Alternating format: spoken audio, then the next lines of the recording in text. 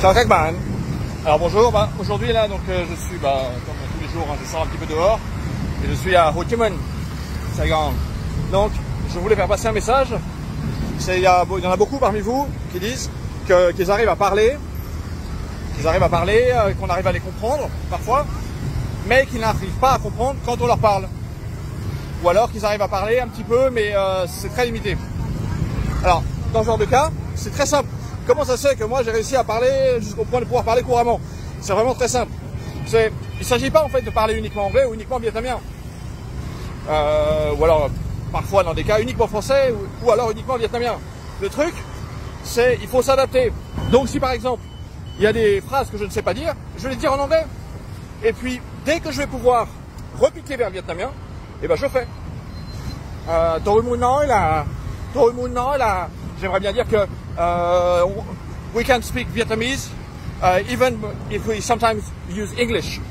Nhưng mà when we know how to speak tiếng Việt, so we speak Vietnamese when we know only. Khi nào biết tiếng Việt thì nói thôi. Like that. Voilà, ça c'est un exemple. Et en fait ça va nous permettre de continuer de parler vietnamien continuellement en bouchant les trous par de l'anglais. Mais ce qu'il faut savoir, c'est que l'anglais ici est juste un outil pour continuer à se faire comprendre. Et après, ce qu'on peut faire, c'est, je sais pas moi, on va dire, je demande à quelqu'un, what is this? What is this? And the person, la personne me répond, ghế. J'ai compris là, ok, un siège, c'est ghế. Et après, je lui demande, đánh vần thế nào? Đánh vần thế nào? Comment est-ce que ça s'appelle? Et là, la personne me dit G, H, E, sac. G, H, E. En haut. L'accent circonflexe. Sac. Ça monte. Donc, ça fait gay. Voilà. Et donc, c'est comme ça que j'ai commencé à parler de mieux en mieux. C'est parce que je creusais moi-même. J'ai pas pris beaucoup de cours.